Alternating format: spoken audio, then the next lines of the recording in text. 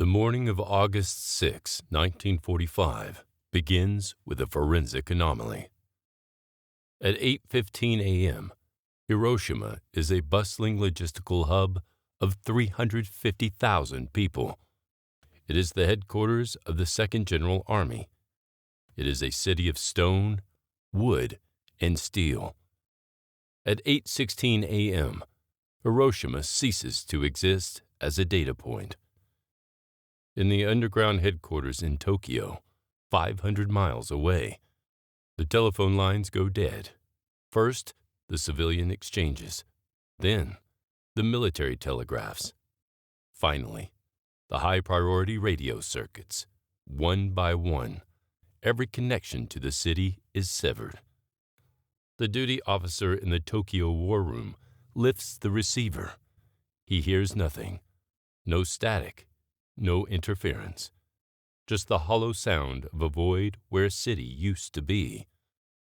The generals gather around the long oak table. They have tracked thousands of bombing raids over 4 years. They are experts in damage assessment. But the reports arriving now defy the arithmetic of 1940s warfare. Scattered dispatches from railway signalmen 30 miles outside the city mention a flash, a blinding white light that turned morning into noon for a fraction of a second. Then, a mushrooming column of smoke that climbed higher than the clouds. The Imperial High Command faces a forensic crisis. One general thinks it is a massive equipment failure. Another believes it is a desperate Allied propaganda stunt.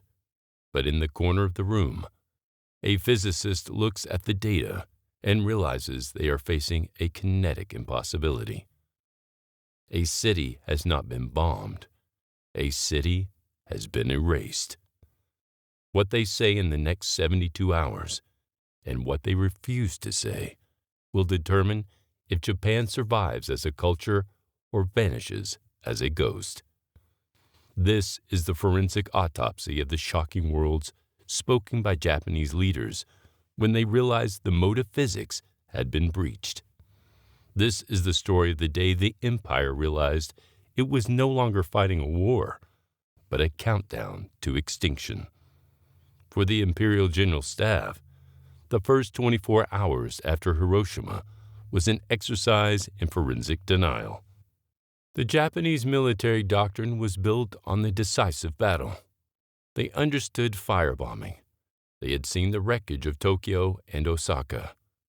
In those raids, hundreds of B-29s dropped thousands of incendiary canisters over hours. The initial report from Hiroshima mentioned one plane. In the telegraphic department of the Imperial General Staff, the lack of data became a forensic obsession.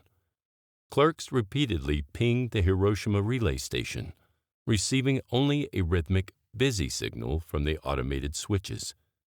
This silence was deeper than a severed wire. It was the total absence of a receiving node. To the analysts, this suggested a massive atmospheric disturbance rather than a weapon. They theorized that the Americans might have deployed a new type of electronic shroud to mask a conventional landing. The bureaucratic machine, unable to process a city's deletion, defaulted to the only language it knew: administrative error and technical glitches. To General Korechika Anami, the war minister, this was a logical fallacy. You could not destroy a city with one plane. It violated the laws of industrial output. He suspected the Americans were using psychological deception to create a panic that would force a negotiation. The High Command's intelligence officers offered a safer explanation: a lucky strike. They theorized that a single American bomb had hit a central fuel depot or a massive ammunition dump, triggering a chain reaction of conventional explosions. They were looking for a forensic answer that fit their existing dialect of war. But the silence from Hiroshima was too clean. Usually, even after a devastating raid, survivors send telegrams. Local commanders report heavy damage. Military police provide casualty estimates. From Hiroshima, there was zero data. The silence was a forensic footprint of total destruction. Colonel Arakawa Notoki tapped his pencil against the table. He pointed to the location of the 2nd General Army Headquarters. If that facility was silent, the brain of the Southern defense was dead. He demanded direct verification. He didn't want theories or rumors from railway workers. He ordered a trained military observer to fly into the void. Major Sanumi was chosen for the mission. His orders were forensic in their simplicity. Land at the Hiroshima airfield. Inspect the damage. Report back with facts, not hysteria. Sanumi took off into a clear sky, expecting to find a city in flames. He was about to find a city that had been reduced to an ashtray. The arithmetic of denial was about to meet the geometry of the flash. Major Sanumi leveled his aircraft at 10,000 feet. The flight from Tokyo had been uneventful. For 3 hours, he had flown over a landscape he knew by heart. Lush green mountains, coastal villages, the orderly geometry of a nation at war. But as he crossed the final ridge toward the Hiroshima plain, the geometry stopped. Forensically, the transition was instantaneous. One moment, there was a horizon of trees and roofs. The next, there was a circle of gray. Sanumi didn't see smoke. He didn't see a city in flames.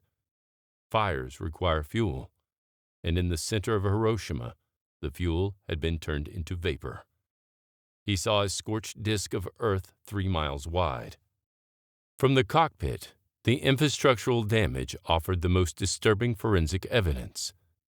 The bridges, the T-shaped Aioi Bridge, and the surrounding spans remained largely intact in their skeleton, but the wood and asphalt had been stripped away as if by a high-pressure sandblaster. The major banked his plane, looking for the landmarks of the 2nd General Army. He looked for the castle. He looked for the bridges. The bridges were there, but they were bleached white. The rivers were clogged with a forensic sludge of debris that didn't look like wood or stone. It looked like dust. Sanumi later described the scene as if a monstrous hand had descended from the heavens and simply wiped the city off the map. This wasn't the heavy damage of a B-29 raid. In a standard raid, you see craters. You see skeletal walls. You see the blackened remains of a struggle. Here, there was no struggle. There was only erasure. The major descended to 2,000 feet. The heat from the ground was still rising in invisible thermals, buffeting his wings. He looked for people. He saw none. From his altitude, the city of 350,000 looked like an abandoned archaeological site. He didn't land. There was nowhere to land. The Hiroshima airfield was a graveyard of twisted metal and fused sand. Sanumi turned his aircraft back toward Tokyo. His forensic mission had changed. He wasn't reporting on damage.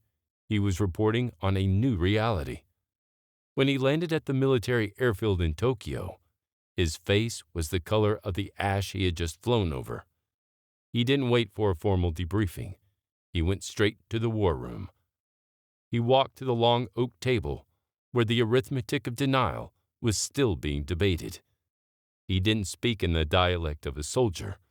He spoke in the dialect of a witness to a miracle, a dark, industrial miracle. Hiroshima is gone, he said. The room went silent. Not burned? General Anami asked. Gone, Sanumi repeated, as if it never existed. The High Command now had their facts, but they still lacked a mechanism. They knew what happened, but they didn't know how. To solve that, they needed more than a pilot. They needed a man who understood the atoms that had just murdered a city. They sent for Yoshio Nishina. The forensic autopsy of the city was over. The forensic autopsy of the atom was about to begin. The High Command didn't need a general to explain Hiroshima. They needed a physicist. They summoned Yoshio Nishina. He was the father of Japanese nuclear research. He was the only man in the empire who understood the mote of physics that had just been drained. Nishina arrived in Hiroshima on August 8. He didn't look at the bodies. He looked at the physics of the wreckage. Forensically, the city was a crime scene of unprecedented proportions. Nishina began his audit at the hypocenter. He didn't find craters. This was his first forensic clue. A conventional lucky strike would have dug a massive hole in the earth. Instead, the ground was flat. The granite surfaces of the buildings were pitted and bubbled. Nishina knew the melting point of granite. It was 1,200 degrees Celsius. To bubble stone in a fraction of a second, the air temperature had to have reached thousands of degrees. This was not a fuel dump explosion. This was a thermal flash. Nishina's audit extended to the black rain that had fallen shortly after the flash. This was a forensic slurry of radioactive ash, vaporized carbon, and condensed moisture. He collected samples of the oily residue from collapsed walls. In his lab, he found the rain was highly alkaline and carried the unmistakable signature of uranium-235 fission byproducts. This radioactive fallout was a concept the Japanese generals found difficult to grasp. To them, a bomb was an explosion that ended in seconds. Nishina had to explain that the atom was a weapon that continued to kill for days through invisible, forensic poisoning of the very earth they stood on. He moved to the shadows. He saw the nuclear shadows of people etched into the stone. This was a forensic record of a single microsecond. The intense thermal radiation had bleached the surrounding granite, while the human bodies, acting as a temporary shield, absorbed the flash, leaving a dark, permanent silhouette behind. Nishina pulled out a Geiger counter. The device didn't just click, it screamed. The soil was hot. The steel was hot. The air itself carried a forensic signature that didn't exist in nature. It was the presence of fission products. He returned to his makeshift laboratory and began the math. He calculated the radius of the total destruction zone. He measured the pressure wave that had flattened reinforced concrete blocks. The arithmetic was terrifying. To cause this level of erasure, the bomb had to have a yield of 15,000 tons of TNT. Nishina knew the cargo capacity of a B-29. It could carry 5 tons. To achieve this result conventionally, the Americans would have needed 3,000 planes hitting the same square inch at the same microsecond. "It is an atomic bomb," Nishina reported to the cabinet. The word atomic hit the war room like a second shockwave. For years, the Japanese military had their own secret nuclear project, NIGO. Nishina had led it. He had told the generals that a bomb was possible, but not for a decade. He believed the industrial requirements to separate uranium-235 were too vast for any nation to achieve during the war. He was wrong. The Americans had solved the industrial equation. Forensically, Nishina's report ended the arithmetic of denial. The cabinet could no longer pretend this was a fluke. They were no longer fighting men. They were fighting the energy of the sun. But the War Council was not a collection of scientists. It was a collection of samurai. To them, the atom wasn't a reason to surrender. It was a reason to harden. They believed that if the Americans had such a weapon, they only had one. They believed the price of admission for an atomic bomb was so high that the U.S. couldn't possibly have a second. They were wrong again. As Nishina folded his notes, the Big Six were preparing for a deadlock of honor. They were about to debate the value of a ghost. The fate of the empire rested in the hands of the Supreme Council for the direction of the war. They were known as the Big Six. Within the forensic structure of the Japanese government, they were the ultimate jury. They consisted of the Prime Minister, the Foreign Minister, the War Minister, and the heads of the Army and Navy. On the morning of August 9, they gathered in a bunker beneath the Imperial Palace. The atmosphere was a forensic study in cognitive dissonance. Outside the bunker, the world was ending. Inside, the dialect was still honor, spirit, and the decisive battle. Despite Nishina's audit, the council was paralyzed by a 3-3 split. On one side was the peace faction, led by Foreign Minister Shigenori Togo. Togo was a pragmatist. He saw the forensic reality of the situation. Japan had no oil, no air cover, and now, no defense against atomic erasure. He argued for acceptance of the Potsdam Declaration, with the single condition that the emperor remain on the throne. On the other side was the war faction, led by War Minister Korechika Anami. Anami was the forensic heart of the imperial army. To him, surrender was not a strategic choice. It was a spiritual impossibility. He didn't deny the power of the bomb. Instead, he integrated it into his Ketsugo strategy, the plan for the final defense of the homeland. Anami believed that if the Americans were forced to invade the home islands, they would lose 500,000 men in the first week. This was the price of admission for an Allied victory. He calculated that even after an atomic strike, the Imperial Army still had 4 million soldiers and 10,000 kamikaze planes ready for the decisive battle. To Anami, the atomic bomb was merely a new weather pattern, deadly, but something to be endured like a typhoon. He argued that surrendering now would be a forensic suicide of the Japanese spirit far worse than physical deletion. He famously stated, "Would it not be wondrous for this whole nation to be destroyed like a beautiful flower?" He wasn't fighting for a win. He was fighting for a glorious death. The war faction argued that the Americans likely only had 1 or 2 bombs. They believed the industrial cost was too high for a sustained campaign. Forensically, they were gambling with the lives of 70 million people based on a guess about American manufacturing. They demanded 3 additional conditions for peace. 1. Japan would handle its own disarmament. 2. Japan would prosecute its own war criminals. 3.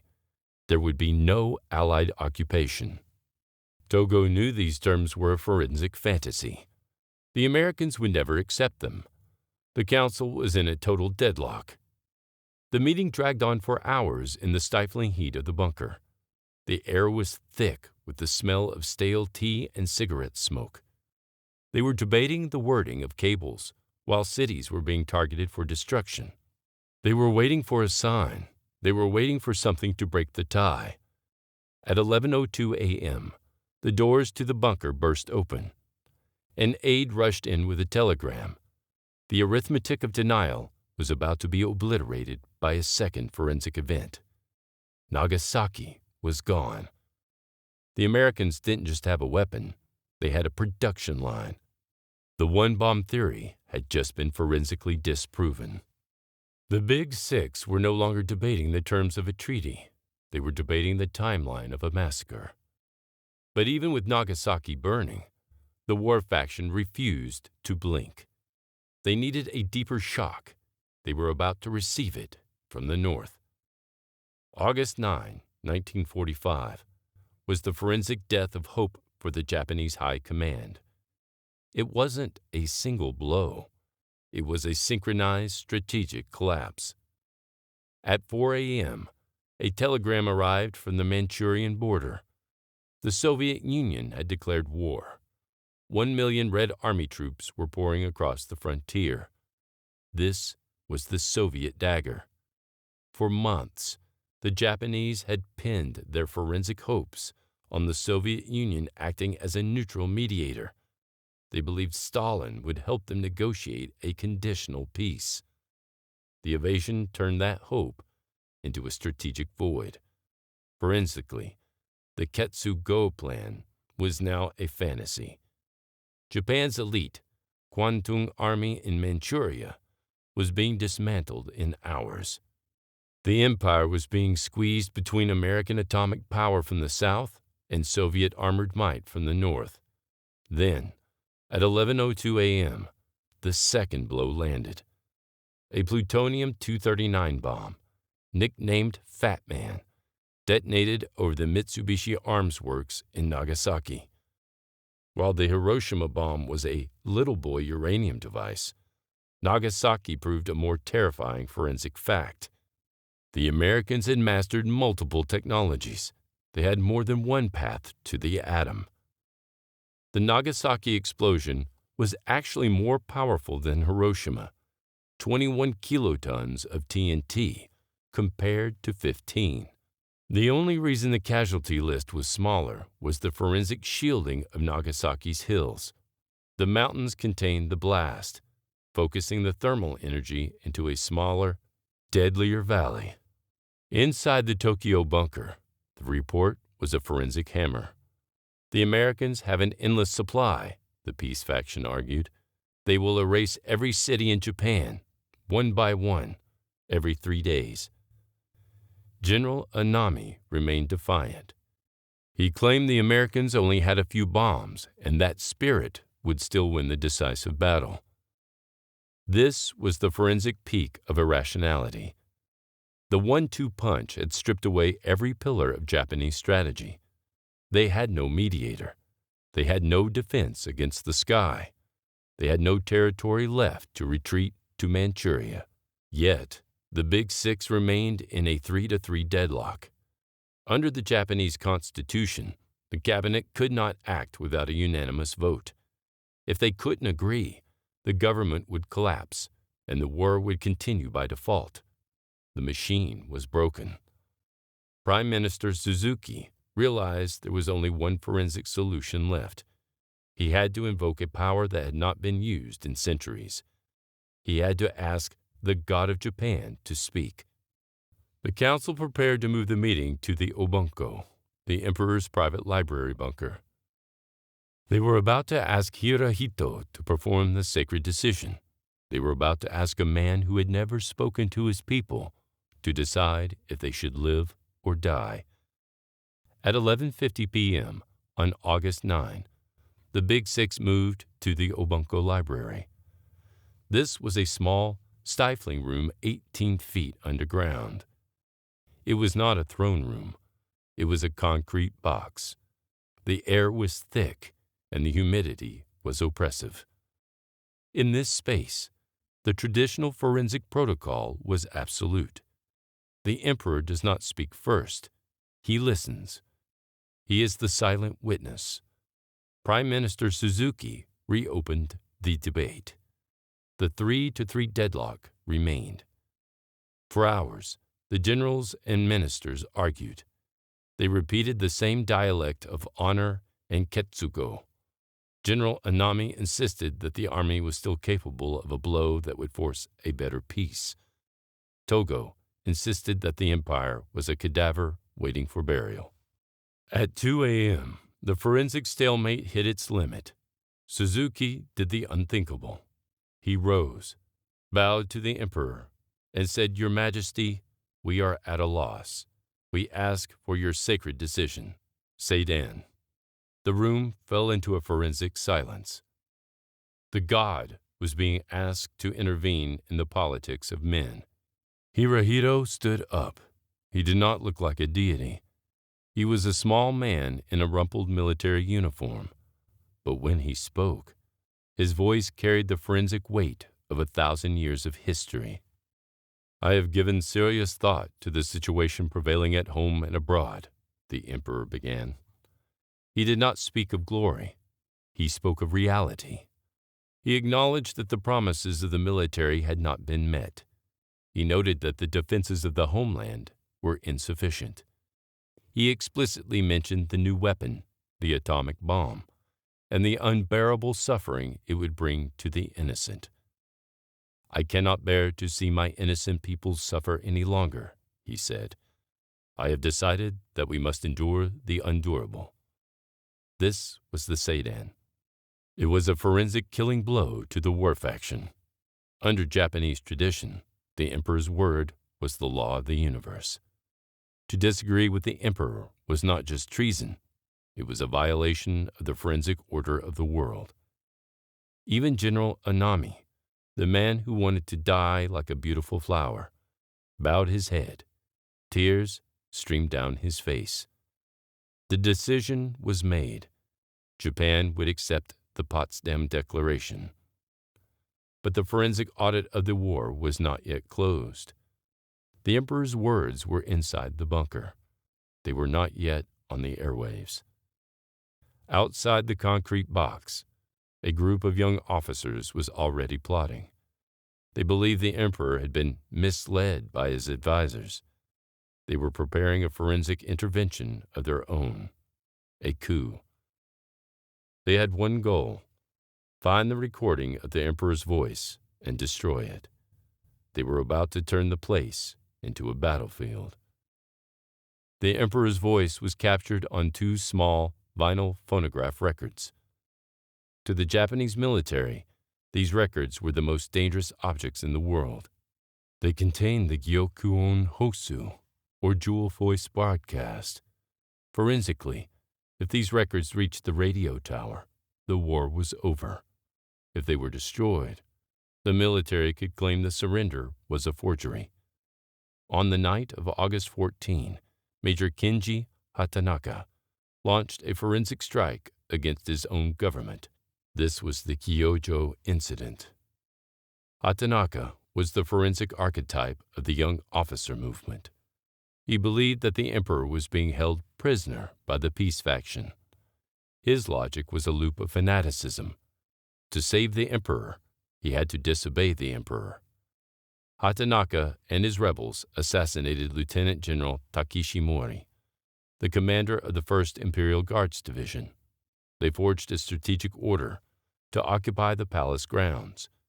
They cut the telephone lines. They surrounded the Obunko Library. The palace became a dark, forensic labyrinth. The rebels moved from room to room with flashlights and bayonets. They were looking for the jewel voice records. They interrogated the imperial chamberlains. They tore up floorboards. They searched the safes of the ministry of the imperial household. They were looking for 2 small circles of vinyl. They never found them. The records were hidden in a small, nondescript bag in a bundle of documents belonging to a minor official. It was a forensic masterstroke of low-profile security. The rebels walked past the records dozens of times, never suspecting that the end of the empire was tucked under a pile of paperwork. By 5 a.m., Hatanaka's coup was suffering from structural collapse. He had failed to convince the Eastern District Army to join him. General Shizuichi Tanaka arrived at the palace and personally commanded the rebels to stand down. Tanaka represented the forensic weight of the military hierarchy. Without the support of the high command, Hatanaka was just a man with a gun in a garden. Realizing his failure, Hatanaka rode his motorcycle to the plaza outside the palace. He distributed leaflets explaining his loyalty. Then he pulled a pistol and committed suicide. The forensic barrier to peace had been removed. At noon on August 15, 1945, for the first time in history, the people of Japan heard the voice of their emperor. Most could not understand his courtly, archaic dialect, but they understood the forensic context. For the first time, a god was telling them that the war was lost. While the nation wept in the streets, one man was preparing his own final audit. General Anami, the war minister who had led the fight for glorious death, was sitting in his garden. He had a bottle of sake and a short sword. He was about to pay his forensic debt to the emperor. On the morning of August 15, while the jewel voice records were being prepared for broadcast, General Korochika Anami prepared for his final forensic act. As war minister, Anami was the bridge between the emperor's sacred decision and the army's defiance. He had signed the surrender document, making it legal, but in doing so, he had violated the forensic oath he took to the soldiers he had sent to die. In the dialect of the samurai, this was a terminal contradiction. Anami returned to his official residence. He didn't sleep. He spent the night writing 2 poems and a final letter. The letter was a forensic audit of his life. I, with my death, humbly apologize to the emperor for the great crime. The crime was his failure to win. At 4 a.m., his brother-in-law arrived. Anami was already dressed in a white kimono, the color of death. He sat on the floor, facing the imperial palace. He had his short sword, the tanto, wrapped in white paper so only the tip was exposed. The act of seppuku is a forensic ritual of pain. It is designed to prove that the spirit is stronger than the flesh. Anami drove the blade into his abdomen and made the traditional horizontal cut. He refused a kai shakunin, the second who delivers a quick blow to the neck to end the suffering. Anami wanted the pain to be a forensic measure of his apology. He remained conscious for hours as his life drained onto the tatami mat. When a messenger arrived to tell him the coup had failed, Anami didn't flinch. He simply waited for the clock of the empire to run out. He died just before noon. He died before the voice of the emperor reached the ears of his soldiers. Forensically, Anami's suicide was the plug that stopped the military from exploding into a civil war. By killing himself, the highest-ranking officer in the army had validated the surrender. He had taken the shame with him. The army no longer had a leader to rally around for a coup. The beautiful flower of national destruction had been pruned by its own gardener. The war minister was gone. The emperor had spoken. The atomic ghosts of Hiroshima and Nagasaki were finally being acknowledged. Japan was no longer an empire. It was a forensic ruin waiting for a new architect. The sky over Japan on August 15, 1945, was ironically clear. The forensic audit of the war's end reveals a chilling truth. Japan didn't surrender because of a single event. It was the simultaneous collapse of physics, geography, and spirit. The atomic bomb drained the mote of physics. The Soviet invasion drained the mote of geography. And the emperor's voice drained the mote of honor. The shocking words from Japan's leaders weren't just about defeat. They were a confession of obsolescence. They realized that the samurai spirit could not survive in an age of industrial atoms. The billionaire's nod, the CEO's handshake, the artist's glance. A language spoken without a single word, understood only by those who matter. Your understanding of history is your dialect.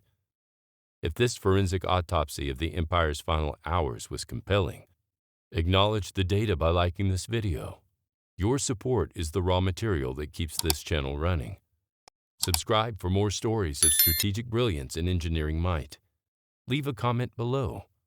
Was the emperor's intervention the only thing that saved Japan from total erasure? Thank you for watching, and thank you for demanding the whole story.